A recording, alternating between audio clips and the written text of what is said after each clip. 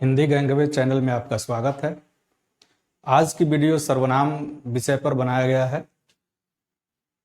जैसे कल हम लोगों ने संज्ञा पढ़ा, आज उसका अगला भाग सर्वनाम हम पढ़ेंगे।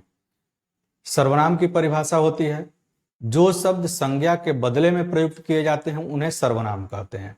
जैसे मान लीजिए कि वाक्य लिखा जाए कि राम राजा दशरथ के पुत्र थे। राम राजा दशरथ के पुत्र थे। फिर आगे लिखा जाए राम अयोध्या के युवराज थे। अब उसी तरह आगे लिखा जाए कि राजा दशरथ के बाद राम को गद्दी मिली, राम अयोध्या के राजा बने। तो इस तरह बार बार एक ही शब्द को, एक ही संज्ञा को जब हम प्रयुक्त करते हैं तो थोड़ा सा भद्दापन आता है। इसी भद्देपन को दूर करने के लिए हम एक बार तो संज्ञा का प्रयोग करते हैं, लेकिन अगली बार यदि उसी संज्ञा का प्रयोग करना हो तो उस संज्ञा का प्रयोग न करके उसके बदले में हम सर्वनाम का प्रयोग करते हैं। और यही जैसे राम राजा दशरथ के पुत्र थे, अब आगे यहाँ राम न लिखकर राम राजा दशरथ के पुत्र थे, राम के जगह पर वह अयोध्या के युवराज थे। ठीक है, इस तरह यदि लिखा जाए तो यही जो राम को विस्थापित कर रहा है वह पद, वह पद क्या है? सर्वनाम है। उसी तरह जैसे अगर लिखा जाए मैं राजा राम को आदर्श मानता हूं,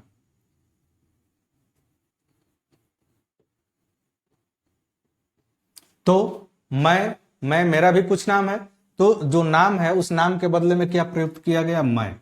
तो यह मैं क्या हुआ? सर्वनाम हुआ। इस तरह जो शब्द संज्ञा के स्थान पर प्रयुक्त किए जाते हैं उन्हें हम सर्वनाम कहते हैं। जैसे यह, वह, ये, वे, तुम, आप, मैं, मैंने, उसने, उसको, वे, तुम, तुम्हारा, तुम्हें, यह सब के सब सर्वनाम होते हैं। सर्वनाम के 6 भेद होते हैं। वह है पुरुषवाचक सर्वनाम, निश्चयवाचक सर्वनाम, अनिश्चयवाचक सर्वनाम, प्रश्नवाचक सर्वनाम, संबंधवाचक सर्वनाम और निजवाचक सर्वनाम। इसमें से प्रत्येक को हम अलग अलग पढ़ते हैं कि इसकी विशेषता क्या होती है, इसके प्रयोग कहां कब कैसे किए जाते हैं, इस सब के बारे में हम लोग पढ़ेंगे।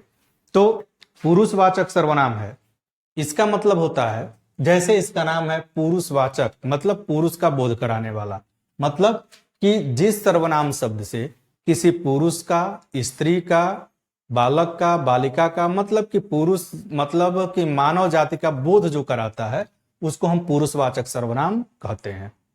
जैसे इसका नाम है, उसी तरह फिर से एक बार कि जो मानव जाति के लिए प्रयुक्त किए जाते हैं वह सर्वनाम पुरुषवाचक सर्वनाम कहलाते हैं। जैसे लिखा जाए यहां मैं, हम, तुम, वह, यह पुरुषवाचक सर्वनाम के भेद होते हैं। अब इसमें यह ध्यान हमको रखना है कि यह मानव के लिए ही प्रयुक्त हुए हो। पुरुषवाचक सर्वनाम में जैसे इसको वाक्य में यदि हम इसका प्रयोग करें तो यहां लिखेंगे मैं छात्र हूं, मैं छात्र हूं। तो यहां जो छात्र है यह मानव का बोध कराएगा और मैं यहां सर्वनाम के रूप में प्रयुक्त है, तो यह मैं पुरुषवाचक सर्वनाम है। यही लिखा जाए वह एक लड़का है, लड़का मानव है और उसके लिए जो प्रयुक्त सर्वनाम हुआ वह, यह पुरुषवाचक सर्वनाम हो। तुम्हें जाना चाहिए, यह भी किसी व्यक्ति के लिए ही प्रयुक्त है, तो यह तुम्हें भी पुरुषवाचक सर्वनाम है। उसी तरह हम खेलते थे, हम खेलते थे, तो जो खेलता है यह किसी व्यक्ति के लिए ही प्रयुक्त है और यह जो हम है यह उसी व्यक्ति का बोध कराने के लिए है। तो इस तरह का जो प्रयोग होता है वह पुरुषवाचक सर्वनाम के अंतर्गत आता है। पुरुषवाचक सर्वनाम के 3 भेद होते हैं। वह 3 भेद जैसे आप जानते भी होंगे, प्रथम पुरुष, मध्यम पुरुष, अन्य पुरुष। तीन भेद होते हैं प्रथम पुरुषवाचक सर्वनाम के। यह होता है प्रथम पुरुष, दूसरा है मध्यम पुरुष और तीसरा है अन्य पुरुष। तो प्रथम पुरुष को ही हम उत्तम पुरुष भी कहते हैं।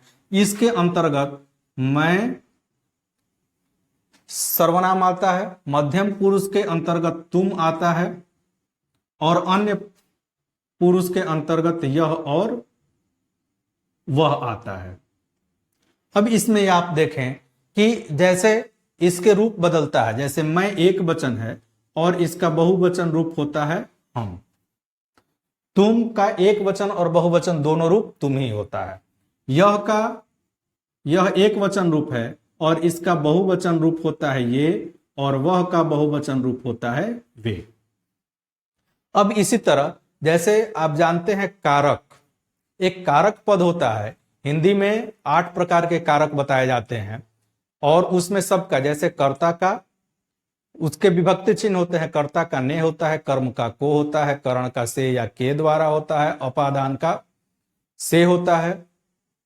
इस तरह से 8 के कुछ न कुछ विभक्ति चिन्ह होते हैं। तो इस 8 के विभक्ति चिन्ह को, चूंकि यह सर्वनाम है तो सर्वनाम में संबोधन कारक नहीं प्रयुक्त होता है, इसलिए उसको छोड़कर जो 7 कारक है इनके साथ यदि उनका हम प्रयोग करें तो इसके रूप बढ़ते चले जाते हैं। जैसे देखा जाए मैं है, मैं का यदि हम ने कारक लगाए तो यह मैंने बन जाएगा। हम का है तो हमने बन जाएगा। तुम में अगर लगाएं तो तुमने बन जाएगा। ठीक है। अब एक चीज और देखें, जब यह को आगे आप बढ़ाएंगे तो यह से ये बना। अब ये से, जैसे अब इसमें यह है तो यह से इस बनता है और वह से उस बनता है। अब यह जो ए है इसका रूप जब आगे बढ़ाएंगे हम तो यह से इन और वे से उन, ऐसे इसका रूप बढ़ता जाता है।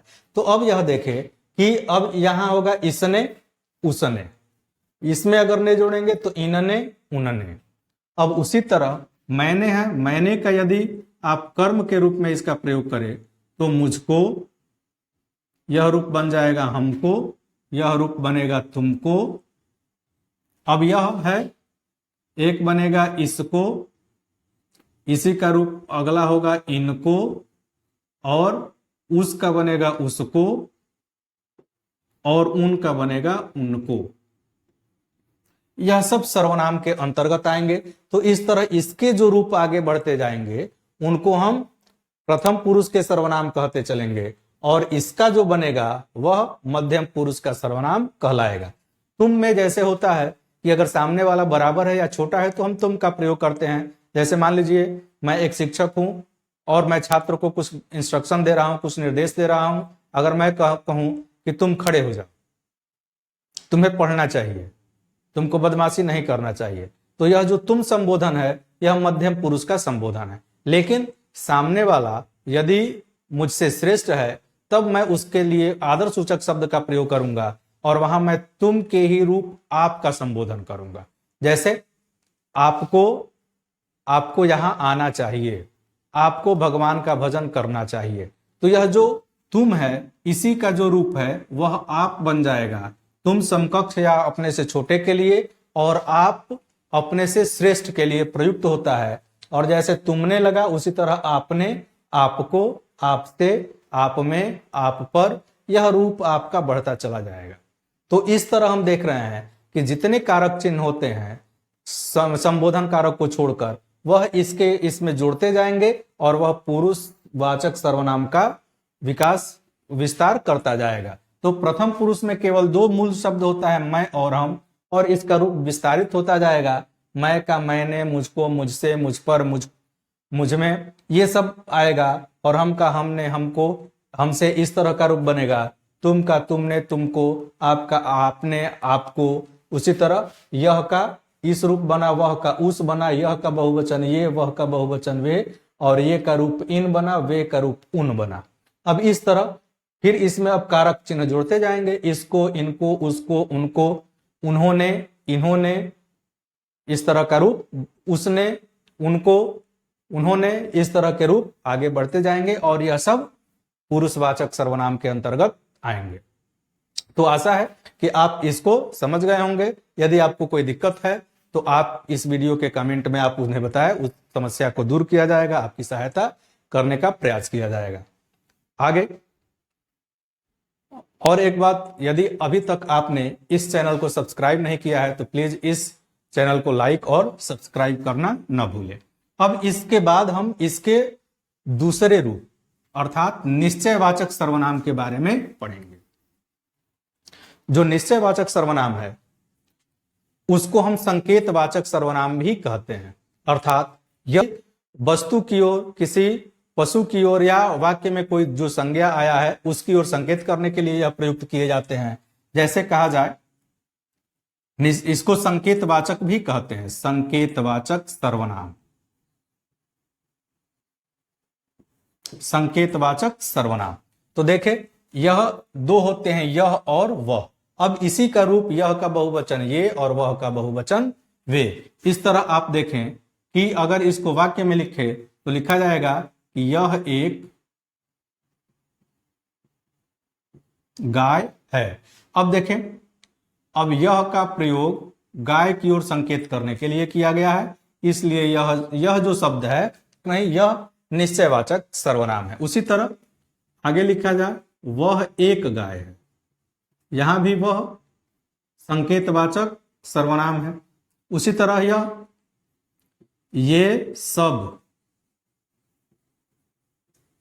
गायें है, वे पतंगे है। तो इस तरह जो एक सर्वनाम यह वह ये और वे आया है, वह किसी संज्ञा की ओर संकेत कर रहा है, इसलिए इसको संकेतवाचक या निश्चयवाचक सर्वनाम हम कहते हैं। यह दो ही होता है और दो का बहुवचन ये और वे हो जाता है, तो कुल मिलाकर यह 4 होते हैं। हम आगे यह जानने का प्रयास करेंगे कि पुरुषवाचक सर्वनाम में भी यह और वह है और इसमें भी यह और वह है, तो दोनों एक दूसरे से भिन्न कैसे होगा। आज की वीडियो में हम उस पर चर्चा नहीं करेंगे, दोनों के अंतर में हम अगली वीडियो में चर्चा करेंगे। ठीक है, तो आगे है तीसरा, अनिश्चयवाचक सर्वनाम। अनिश्चयवाचक सर्वनाम उस सर्वनाम को कहते हैं जो वाक्य में किसी अनिश्चित संज्ञा की ओर संकेत करते हैं, किसी अनिश्चित संज्ञा के बारे में बात करते हैं, बताते हैं, उन्हें हम अनिश्चयवाचक सर्वनाम कहते हैं। यह कोई और कुछ, कोई व्यक्ति के लिए प्रयुक्त होता है और कुछ वस्तु के लिए, व्यक्ति के लिए। जैसे कोई आया है, निश्चित नहीं है कि कौन आया है, कोई तुम्हें बुलाएगा, कौन बुलाएगा यह निश्चित नहीं है, तो इसलिए कोई और कोई, इस दोनों में यह अनिश्चयवाचक सर्वनाम है। और कुछ खाने को बनाओ, क्या बनाओ निश्चित नहीं है, कुछ लाओ, क्या लाओ यह भी निश्चित नहीं है, यह अनिश्चयवाचक सर्वनाम कहलाएगा। और जैसे इसका नाम है, इसके बारे में, इसकी परिभाषा के बारे में हम कह सकते हैं कि जो सर्वनाम किसी अनिश्चित व्यक्ति या वस्तु की ओर संकेत करता है, उसे के बारे में बताता है, उसे अनिश्चयवाचक सर्वनाम कहते हैं।